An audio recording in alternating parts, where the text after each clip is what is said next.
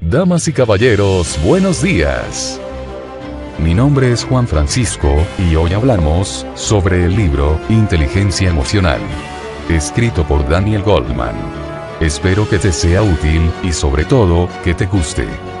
A disfrutar. Comencemos por una pequeña introducción. El concepto de inteligencia emocional ha llegado a prácticamente todos los rincones de nuestro planeta, en forma de tiras cómicas, programas educativos, juguetes que dicen contribuir a su desarrollo, o anuncios clasificados de personas que afirman buscarla en sus parejas. Incluso la UNESCO puso en marcha una iniciativa mundial en 2002, y remitió a los ministros de educación de 140 países, una declaración con los 10 principios básicos imprescindibles para poner en marcha programas de aprendizaje social y emocional. El mundo empresarial no ha sido ajeno a esta tendencia, y ha encontrado en la inteligencia emocional una herramienta inestimable para comprender la productividad laboral de las personas, el éxito de las empresas, los requerimientos del liderazgo y hasta la prevención de los desastres corporativos. No en vano, la Harvard Business Review ha llegado a calificar a la inteligencia emocional como un concepto revolucionario, una noción arrolladora, una de las ideas más influyentes de la década en el mundo empresarial. Revelando de forma esclarecedora el valor subestimado de la misma, la directora de investigación de una empresa de cazatalentos ha puesto de relieve que los CEO son contratados por su capacidad intelectual y su experiencia comercial y despedidos por su falta de inteligencia emocional. Sorprendido ante el efecto devastador de los arrebatos emocionales y consciente, al mismo tiempo, de que los test de coeficiente intelectual no arrojaban excesiva luz sobre el desempeño de una persona en sus actividades académicas, profesionales o personales, Daniel Goleman ha intentado desentrañar qué factores determinan las marcadas diferencias que existen, por ejemplo, entre un trabajador estrella y cualquier otro ubicado en un punto medio, o entre un psicópata social y un líder carismático. Su tesis defiende que, con mucha frecuencia, la diferencia radica en ese conjunto de habilidades que ha llamado inteligencia emocional, entre las que destacan el autocontrol, el entusiasmo, la empatía, la perseverancia y la capacidad para motivarse a uno mismo. Si bien una parte de estas habilidades pueden venir configuradas en nuestro equipaje genético, y otras tantas se moldean durante los primeros años de vida, la evidencia respaldada por abundantes investigaciones demuestra que las habilidades emocionales son susceptibles de aprenderse y perfeccionarse a lo largo de la vida, si para ello se utilizan los métodos adecuados. Empecemos hablando sobre las emociones en el cerebro. El diseño biológico que rige nuestro espectro emocional no lleva 5 ni 50 generaciones evolucionando. Se trata de un sistema que está presente en nosotros desde hace más de 50.000 generaciones y que ha contribuido, con demostrado éxito, a nuestra supervivencia como especie. Por ello, no hay que sorprenderse si en muchas ocasiones, frente a los complejos retos que nos presenta el mundo contemporáneo, respondamos instintivamente con recursos emocionales adaptados a las necesidades del Pleistoceno. En esencia, toda emoción constituye un impulso que nos moviliza a la acción. La propia raíz etimológica de la palabra da cuenta de ello, pues en latín, movere, significa moverse y el prefijo e, denota un objetivo. La emoción, entonces, desde el plano semántico, significa movimiento hacia, y basta con observar a los animales o a los niños pequeños para encontrar la forma en que las emociones los dirigen hacia una acción determinada, que puede ser huir, chillar o recogerse sobre sí mismos. Cada uno de nosotros viene equipado con unos programas de reacción automática o una serie de predisposiciones biológicas a la acción. Sin embargo, nuestras experiencias vitales y el medio en el cual nos haya tocado vivir irán moldeando con los años ese equipaje genético para definir nuestras respuestas y manifestaciones ante los estímulos emocionales que encontramos. Un par de décadas atrás, la ciencia psicológica sabía muy poco, si es que algo sabía, sobre los mecanismos de la emoción. pero recientemente, y con ayuda de nuevos medios tecnológicos, se ha ido esclareciendo por vez primera el misterioso y oscuro panorama de aquello que sucede en nuestro organismo mientras pensamos, sentimos, imaginamos o soñamos. Gracias al escáner cerebral se ha podido ir desvelando el funcionamiento de nuestros cerebros y, de esta manera, la ciencia cuenta con una poderosa herramienta para hablar de los enigmas del corazón e intentar dar razón de los aspectos más irracionales del psiquismo. Alrededor del tallo encefálico, que constituye la región más primitiva de nuestro cerebro y que regula las funciones básicas como la respiración o el metabolismo, se fue configurando el sistema límbico, que aporta las emociones al repertorio de respuestas cerebrales.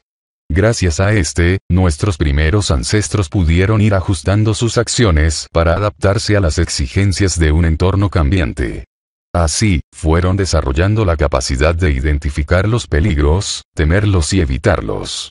La evolución del sistema límbico estuvo, por tanto, aparejada al desarrollo de dos potentes herramientas: la memoria y el aprendizaje. En esta región cerebral se ubica la amígdala, que tiene la forma de una almendra y que, de hecho, recibe su nombre del vocablo griego que denomina a esta última. Se trata de una estructura pequeña, aunque bastante grande en comparación con la de nuestros parientes evolutivos, en la que se depositan nuestros recuerdos emocionales y que, por ello mismo, nos permite otorgarle significado a la vida. Sin ella, nos resultaría imposible reconocer las cosas que ya hemos visto y atribuirles algún valor. Sobre esta base cerebral en la que se asientan las emociones, fue creándose hace unos 100 millones de años el neocórtex. La región cerebral que nos diferencia de todas las demás especies y en la que reposa todo lo característicamente humano. El pensamiento, la reflexión sobre los sentimientos, la comprensión de símbolos, el arte, la cultura y la civilización encuentran su origen en este esponjoso reducto de tejidos neuronales. Al ofrecernos la posibilidad de planificar a largo plazo y desarrollar otras estrategias mentales afines, las complejas estructuras del neocórtex nos permitieron sobrevivir como especie. En esencia, nuestro cerebro pensante creció y se desarrolló a partir de la región emocional y estos dos siguen estando estrechamente vinculados por miles de circuitos neuronales.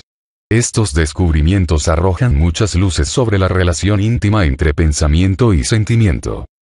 La emergencia del neocórtex produjo un sinnúmero de combinaciones insospechadas y de gran sofisticación en el plano emocional, pues su interacción con el sistema límbico nos permitió ampliar nuestro abanico de reacciones ante los estímulos emocionales y así, por ejemplo, ante el temor, que lleva a los demás animales a huir o a defenderse, los seres humanos podemos optar por llamar a la policía, realizar una sesión de meditación trascendental o sentarnos a ver una comedia ligera.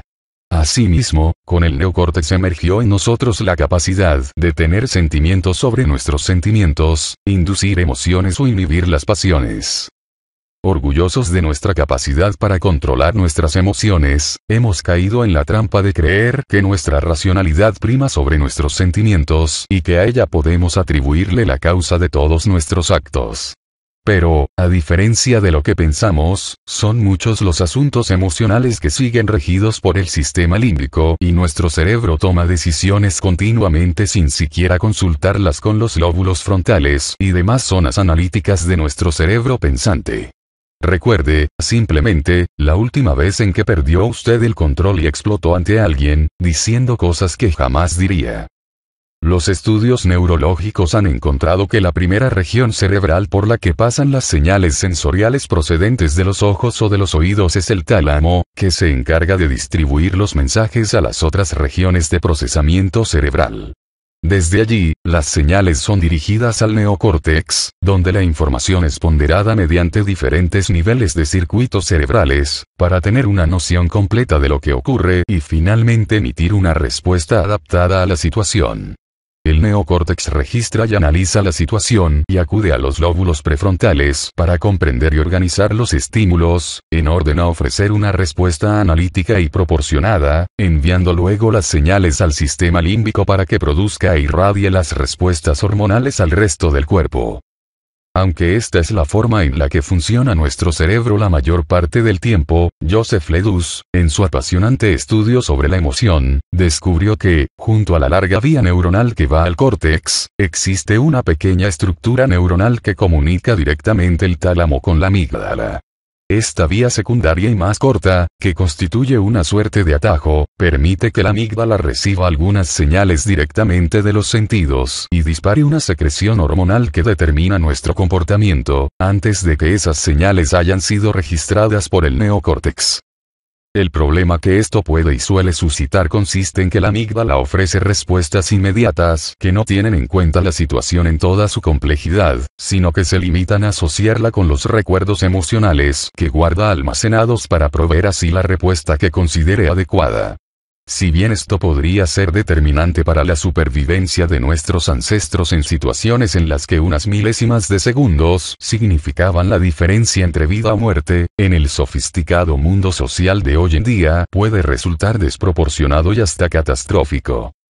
Así, por ejemplo, no es de sorprender que una persona que haya sufrido un fuerte trauma tras haber sido asediada sexualmente por un antiguo jefe, tenga una reacción exagerada y violenta cuando se enfrente a un escenario similar al del ataque o cuando se encuentre con una superior que le recuerde de alguna forma a su agresor.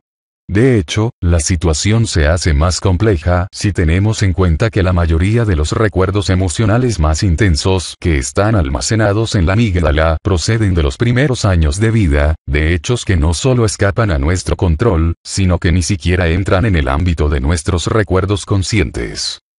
En cada uno de nosotros se solapan dos mentes distintas, uno que piensa y otra que siente. Estas constituyen dos facultades relativamente independientes y reflejan el funcionamiento de circuitos cerebrales diferentes aunque interrelacionados. De hecho, el intelecto no puede funcionar adecuadamente sin el concurso de la inteligencia emocional, y la adecuada complementación entre el sistema límbico y el neocórtex exige la participación armónica de ambas. En muchísimas ocasiones, estas dos mentes mantienen una adecuada coordinación, haciendo que los sentimientos condicionen y enriquezcan los pensamientos y lo mismo en la inversa. Algunas veces, sin embargo, la carga emocional de un estímulo despierta nuestras pasiones, activando a nivel neuronal un sistema de reacción de emergencia, capaz de secuestrar a la mente racional y llevarnos a comportamientos desproporcionados e indeseables, como cuando un ataque de cólera conduce a un homicidio.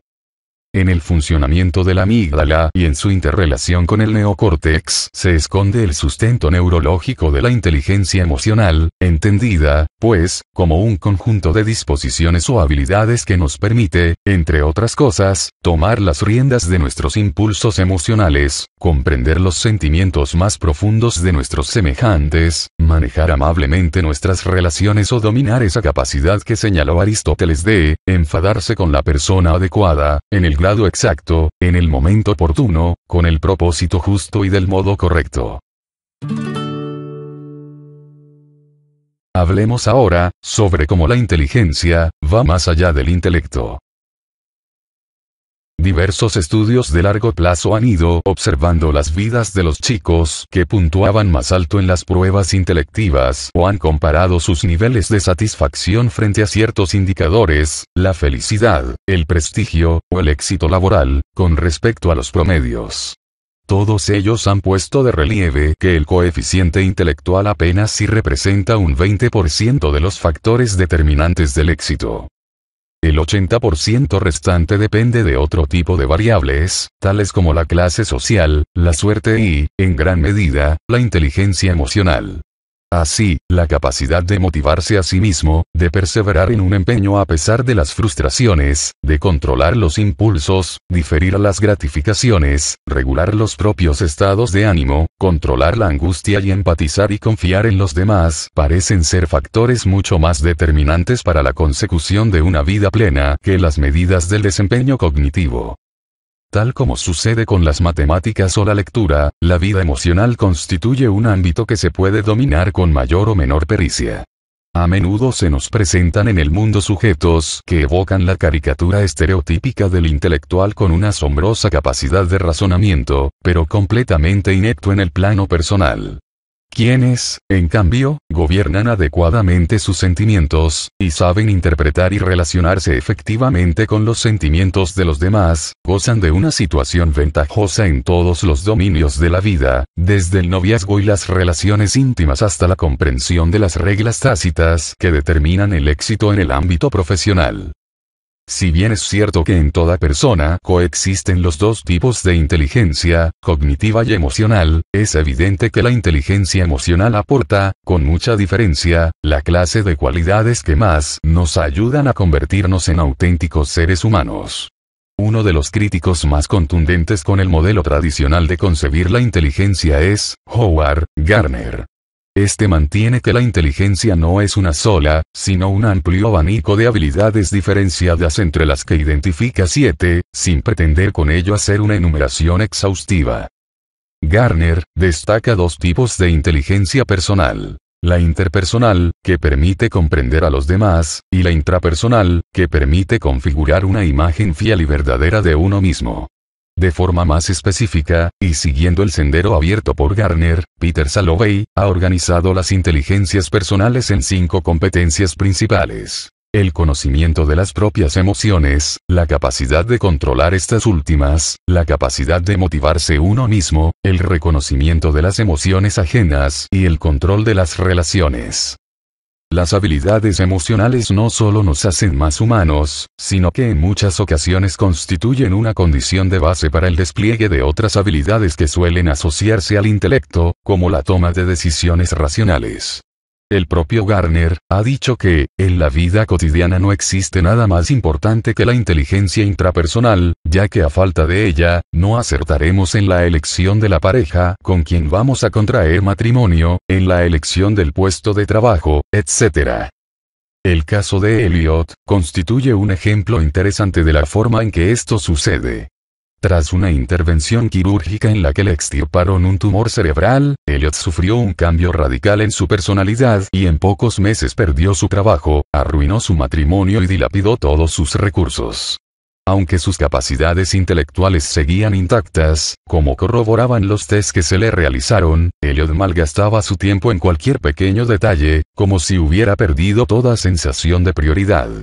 Tras estudiar su caso, Antonio Damasio encontró que con la operación se habían comprometido algunas conexiones nerviosas de la amígdala con otras regiones del neocórtex y que, en consecuencia, Elliot ya no tenía conciencia de sus propios sentimientos. Pero Damasio fue un poco más allá, y logró concluir que los sentimientos juegan un papel fundamental en nuestra habilidad para tomar las decisiones que a diario debemos adoptar, pues al parecer, la presencia de una sensación visceral es la que nos da la seguridad que necesitamos para renunciar o proseguir con un determinado curso de acción, disminuyendo las alternativas sobre las cuales tenemos que elegir. En suma, muchas de las habilidades vitales que nos permiten llevar una vida equilibrada, como la capacidad para tomar decisiones, nos exigen permanecer en contacto con nuestras propias emociones. Hablemos ahora sobre la habilidad número 1. Autocontrol. El dominio de uno mismo. Los griegos llamaban sofrosine a la virtud consistente en el cuidado y la inteligencia en el gobierno de la propia vida. A su vez, los romanos y la iglesia cristiana primitiva denominaban temperancia a la capacidad de contener el exceso emocional. La preocupación, pues, por gobernarse a sí mismo y controlar impulsos y pasiones parece ir aparejada al desarrollo de la vida en comunidad, pues una emoción excesivamente intensa o que se prolongue más allá de lo prudente, pone en riesgo la propia estabilidad y puede traer consecuencias nefastas. Si de una parte somos esclavos de nuestra propia naturaleza, y en ese sentido es muy escaso el control que podemos ejercer sobre la forma en que nuestro cerebro responde a los estímulos y sobre su manera de activar determinadas respuestas emocionales, por otra parte sí que podemos ejercer algún control sobre la permanencia e intensidad de esos estados emocionales. Así, el arte de contenerse, de dominar los arrebatos emocionales y de calmarse a uno mismo ha llegado a ser interpretado por algunos psicólogos, como el más fundamental de los recursos psicológicos. Y como ha demostrado una profusa investigación, estas habilidades se pueden aprender y desarrollar, especialmente en los años de la infancia en los que el cerebro está en perpetua adaptación. Para comprender mejor estas afirmaciones, veamos su aplicación en el caso del enfado y la tristeza. El enfado es una emoción negativa con un intenso poder seductor, pues se alimenta a sí misma en una especie de círculo cerrado, en el que la persona despliega un diálogo interno para justificar el hecho de querer descargar la cólera en contra de otro. Cuantas más vueltas le da a los motivos que han originado su enfado, mayores y mejores razones creerá tener para seguir enojado, alimentando con sus pensamientos la llama de su cólera. El enfado, pues, se construye sobre el propio enfado y su naturaleza altamente inflamable atrapa las estructuras cerebrales, anulando toda guía cognitiva y conduciendo a la persona a las respuestas más primitivas. Dolph Silman, psicólogo de la Universidad de Alabama, sostiene que el detonante universal del enfado radica en la sensación de hallarse amenazado, bien sea por una amenaza física o cualquier amenaza simbólica en contra de la autoestima o el amor propio, como, por ejemplo, sentirse tratado de forma injusta o ruda o recibir un insulto o cualquier otra muestra de menosprecio. Por su naturaleza invasiva, el enfado suele percibirse como una emoción incontrolable e incluso euforizante, y esto ha fomentado la falsa creencia de que la mejor forma de combatirlo consiste en expresarlo abiertamente, en una suerte de catarsis liberadora. Los experimentos liderados por Silman han permitido concluir que el hecho de airear el enojo de poco o nada sirve para mitigarlo. Aún más, Diane Tice ha descubierto que expresar abiertamente el enfado constituye una de las peores maneras de tratar de aplacarlo, porque los arranques de ira incrementan necesariamente la excitación emocional del cerebro y hacen que la persona se sienta todavía más irritada. Benjamin Franklin sentenció que siempre hay razones para estar enfadados, pero estas rara vez son buenas. El problema está en saber discernir.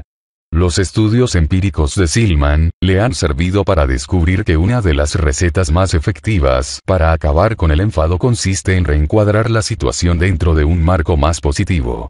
Para ello, conviene hacer conciencia de los pensamientos que desencadenaron la primera descarga de enojo, pues muchas veces una pequeña información adicional sobre esa situación original puede restarle toda su fuerza al enfado. En un experimento muy elocuente, un grupo de voluntarios debía realizar ejercicios físicos en una sala, dirigidos por un ayudante que, en realidad, era cómplice del investigador y se limitaba a insultarlos y a provocarlos de múltiples formas.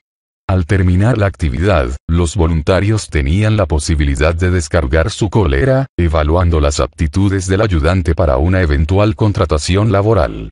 Como era de esperar, los ánimos estaban caldeados y las calificaciones que el sujeto obtuvo fueron bajísimas. En una segunda aplicación del experimento se introdujo una variante. Cuando terminaban los ejercicios, entraba una mujer con los formularios y el ayudante, que en ese momento salía, se despedía de ella de forma despectiva. Ella, sin embargo, parecía tomarse sus palabras con buen humor y luego les explicaba a los asistentes que su compañero estaba pasando por muy mal momento, sometido a intensas presiones por un examen al que se sometería pronto. Esa pequeña información bastó para modular el enfado de los voluntarios, quienes en esta ocasión calificaron de forma mucho más benévola las aptitudes del ayudante. Por otra parte, Silman ha descubierto que alejarse de los estímulos que pueden recordar las causas del enfado y cambiar el foco de atención es otra forma muy efectiva de aplacarlo, pues se pone fin a la cadena de pensamientos irritantes, se reduce la excitación fisiológica y se produce una suerte de enfriamiento en el que la cólera va desapareciendo. A juicio de Silman, mediante unas distracciones adecuadas en las que la mente tenga que prestar atención a algo nuevo, diferente y entretenido, como ver una película, leer un libro, realizar un poco de ejercicio, o dar un paseo, es posible modificar el estado anímico y suavizar el enfado, pues es muy difícil que éste subsista cuando uno lo está pasando bien. De manera semejante a lo que ocurre con el enfado, la tristeza es un estado de ánimo que lleva a la gente a utilizar múltiples recursos para librarse de él, muchos de los cuales resultan poco efectivos.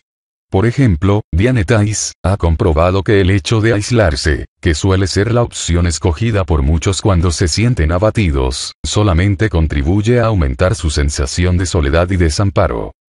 La tristeza como tal no es necesariamente un estado negativo. Por el contrario, puede desempeñar las funciones necesarias para una recomposición emocional, como sucede con el duelo tras la pérdida de un ser querido. Pero cuando adquiere la naturaleza crónica de una depresión, puede erosionar la salud mental y física de una persona, llevándola incluso a cometer un suicidio. Entre las medidas que han demostrado mayor éxito para combatir la depresión se encuentra la terapia cognitiva orientada a modificar las pautas de pensamiento que la rigen. Esta terapia intenta conducir al paciente a identificar, cuestionar y relativizar los pensamientos que se esconden en el núcleo de la obsesión y a establecer un programa de actividades agradables que procure alguna clase de distracción, como por ejemplo el aeróbic, que ha demostrado ser una de las tácticas más eficaces para sacudirse de encima tanto la depresión leve como otros estados de ánimo negativos. Hablemos ahora sobre la habilidad número 2. El entusiasmo. La aptitud maestra para la vida. Por su poderosa influencia sobre todos los aspectos de la vida de una persona, las emociones se encuentran en el centro de la existencia. La habilidad del individuo para manejarlas actúa como un poderoso predictor de su éxito en el futuro. La capacidad de pensar, de planificar, concentrarse, solventar problemas, tomar decisiones y muchas otras actividades cognitivas indispensables en la vida pueden verse entorpecidas o favorecidas por nuestras emociones. Así pues, el equipaje emocional de una persona, junto a su habilidad para controlar y manejar esas tendencias innatas, proveen los límites de sus capacidades mentales y determinan los logros que podrá alcanzar en la vida. Habilidades emocionales como el entusiasmo, el gusto por lo que se hace o el optimismo representan unos estímulos ideales para el éxito. De ahí que la inteligencia emocional constituya la aptitud maestra para la vida. Si comparamos a dos personas con unas capacidades innatas equivalentes, una de las cuales se encuentra en la cúspide de su carrera, mientras la otra se codea con la masa en un nivel de mediocridad, encontraremos que su principal diferencia radica en aspectos emocionales. Por ejemplo, el entusiasmo y la tenacidad frente a todo tipo de contratiempos, que le habrán permitido al primero perseverar en la práctica ardua y rutinaria durante muchos años. Diversos estudios han trazado la correlación entre ciertas habilidades emocionales y el desempeño futuro de una persona. Delante de un grupo de niños de 4 años de edad se colocó una golosina que podían comer, pero se les explicó que si esperaban 20 minutos para hacerlo, entonces conseguirían 2 golosinas. 12 años después se demostró que aquellos pequeños que habían exhibido el autocontrol emocional necesario para refrenar la tentación en aras de un beneficio mayor eran más competentes socialmente, más emprendedores y más capaces de afrontar las frustraciones de la vida. De forma semejante, la ansiedad constituye un predictor casi inequívoco del fracaso en el desempeño de una tarea compleja, intelectualmente exigente y tensa como, por ejemplo, la que desarrolla un controlador aéreo. Un estudio realizado sobre 1.790 estudiantes de control del tráfico aéreo arrojó que el indicador de éxito y fracaso estaba mucho más relacionado con los niveles de ansiedad que con las cifras alcanzadas en los tests de inteligencia. Asimismo, 126 estudios diferentes, en los que participaron más de 36.000 personas, han ratificado que cuanto más proclive a angustiarse es una persona, menor es su rendimiento académico.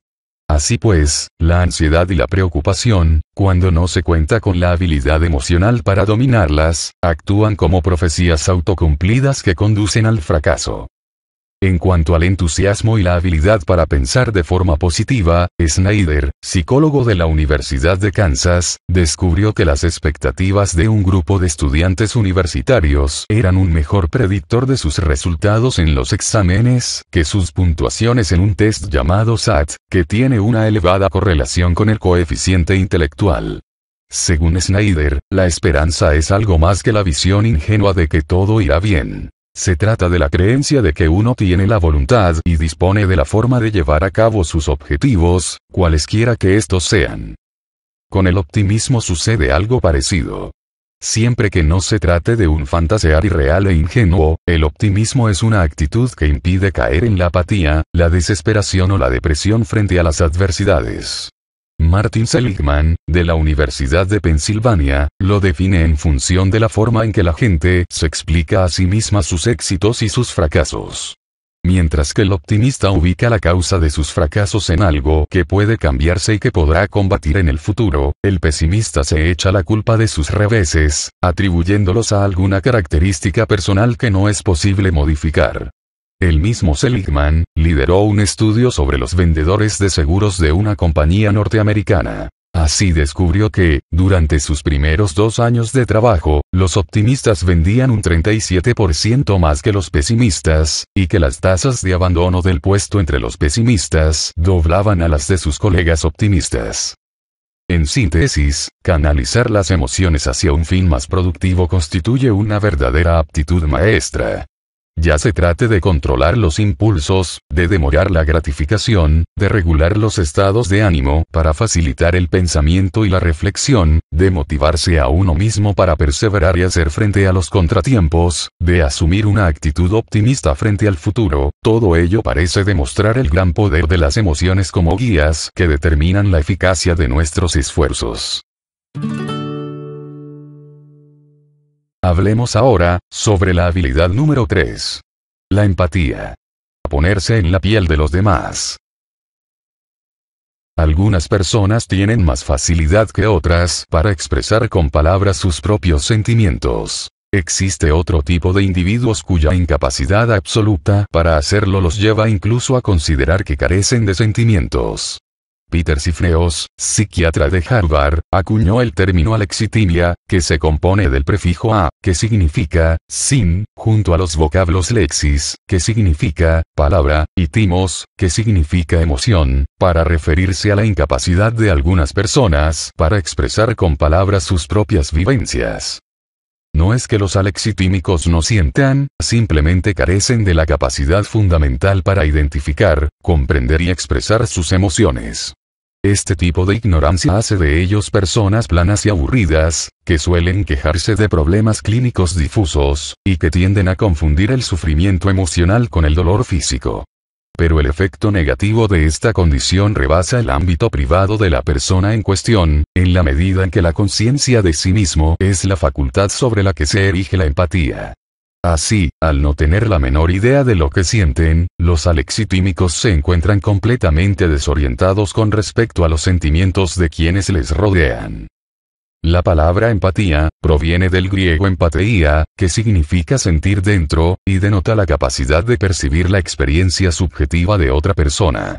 El psicólogo norteamericano Tite Jenner amplió el alcance del término para referirse al tipo de imitación física que realiza una persona frente al sufrimiento ajeno, con el objeto de evocar idénticas sensaciones en sí misma. Diversas observaciones, in situ, han permitido identificar esta habilidad desde edades muy tempranas, como en niños de 9 meses de edad que rompen a llorar cuando ven a otro niño caerse, o niños un poco mayores que ofrecen su peluche a otro niño que está llorando y llegan incluso a arroparlo con su manta.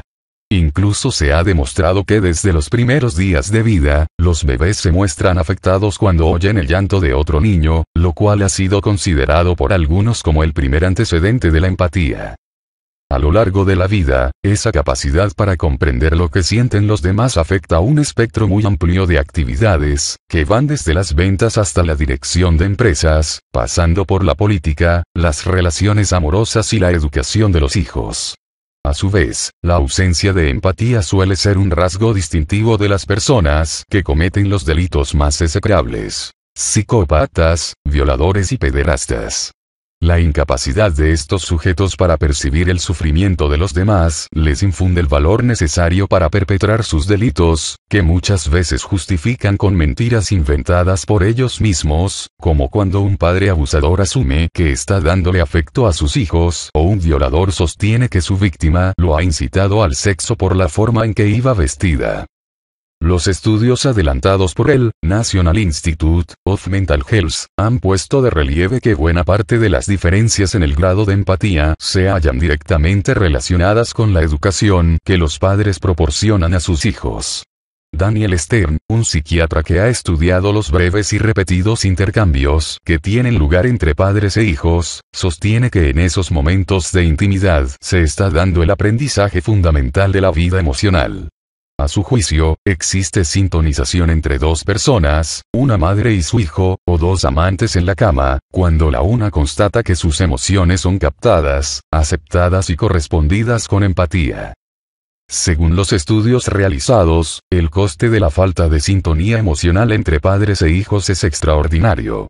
Cuando los padres fracasan reiteradamente en mostrar empatía hacia una determinada gama de emociones de su hijo, como el llanto o sus necesidades afectivas, el niño dejará de expresar ese tipo de emociones y es posible que incluso deje de sentirlas.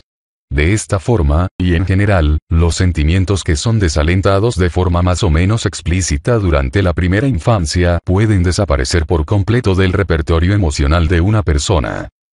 Por fortuna, las investigaciones también han encontrado que las pautas relacionales se pueden ir modificando y que, si bien es cierto que las primeras relaciones tienen un impacto enorme en la configuración emocional, el sujeto se enfrentará a una serie de relaciones compensatorias a lo largo de su vida, con amigos, familiares o hasta con un terapeuta, que pueden ir remoldeando sus pautas de conducta.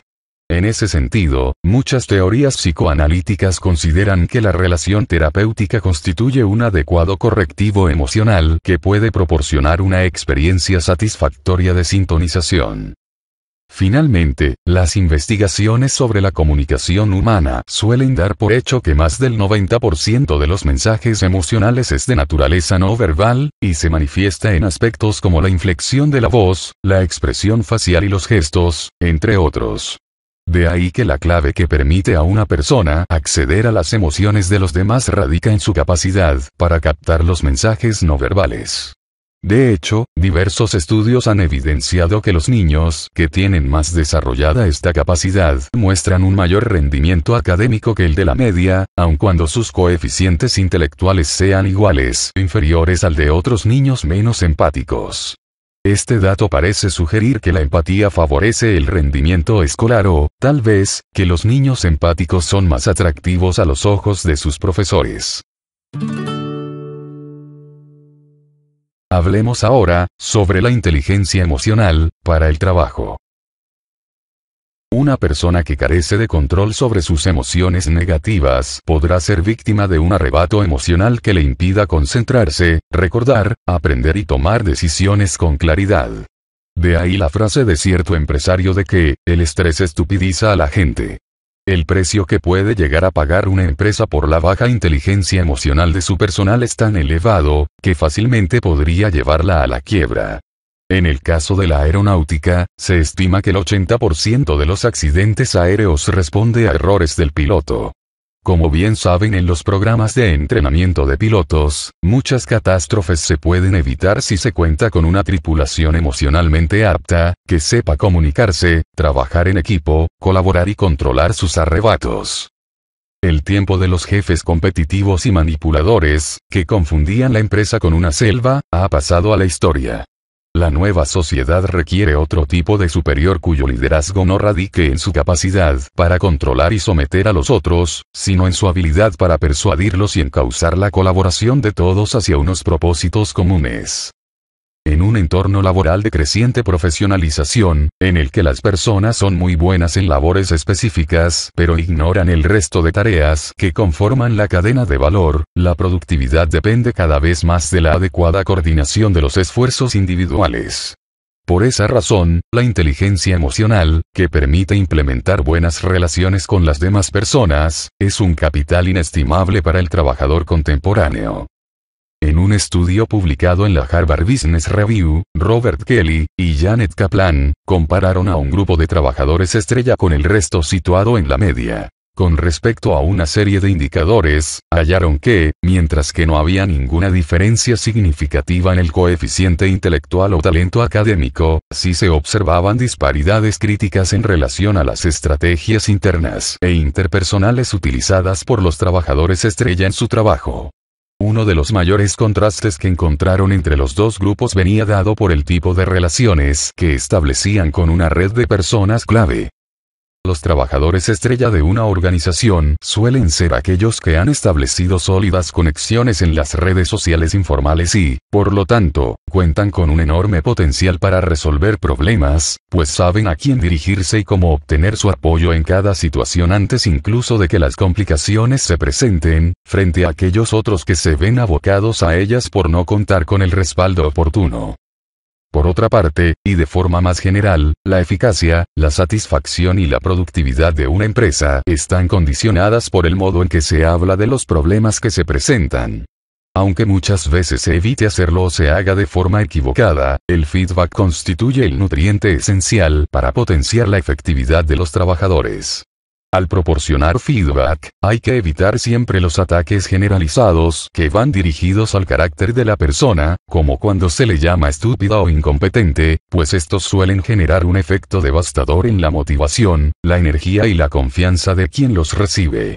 Una buena crítica no se ocupa tanto de atribuir los errores a un rasgo de carácter como de centrarse en lo que la persona ha hecho y puede hacer en el futuro. Harry Levinson, un antiguo psicoanalista que se ha pasado al campo empresarial, recomienda, para ofrecer un buen feedback, ser concreto, ofrecer soluciones y ser sensible al impacto de las palabras en el interlocutor.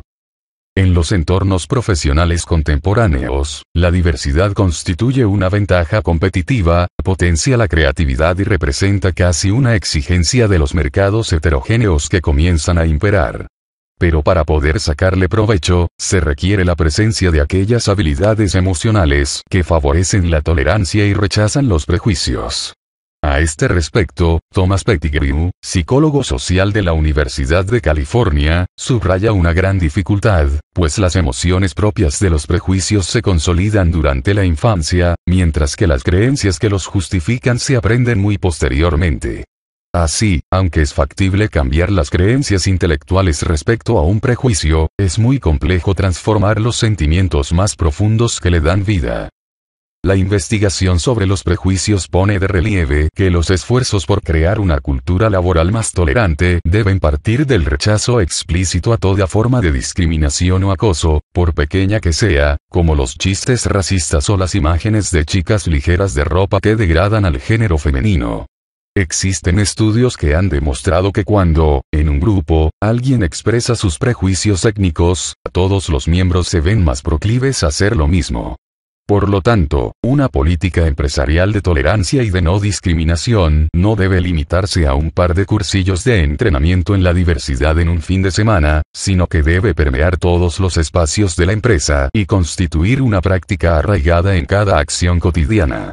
Si bien los prejuicios largamente sostenidos no son fáciles de erradicar, sí es posible, en todo caso, hacer algo distinto con ellos.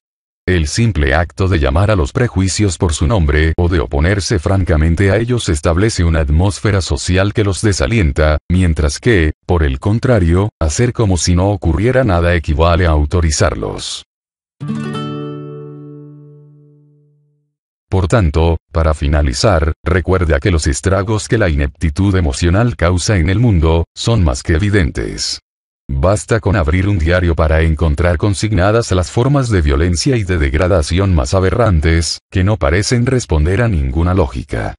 Hoy por hoy no nos genera mayor estupor escuchar que un corredor de bolsa se haya arrojado de un rascacielos tras una repentina caída de la bolsa, que un marido haya golpeado a su esposa o que, tras haber sido despedido, un empleado haya entrado en su compañía armado hasta los dientes y haya asesinado a varias personas indiscriminadamente.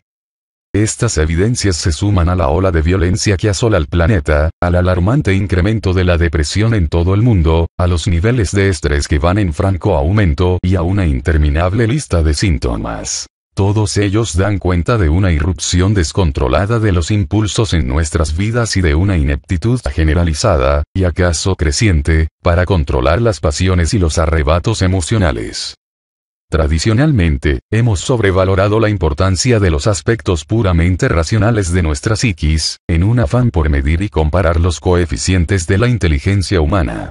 Sin embargo, en aquellos momentos en que nos vemos arrastrados por las emociones, cuando un chico golpea a otro por burlarse de él o un conductor le dispara a aquel que le ha cerrado la vía, la inteligencia se ve desbordada y los esfuerzos por entender la capacidad de análisis racional de cada sujeto no parecen tener mayor utilidad.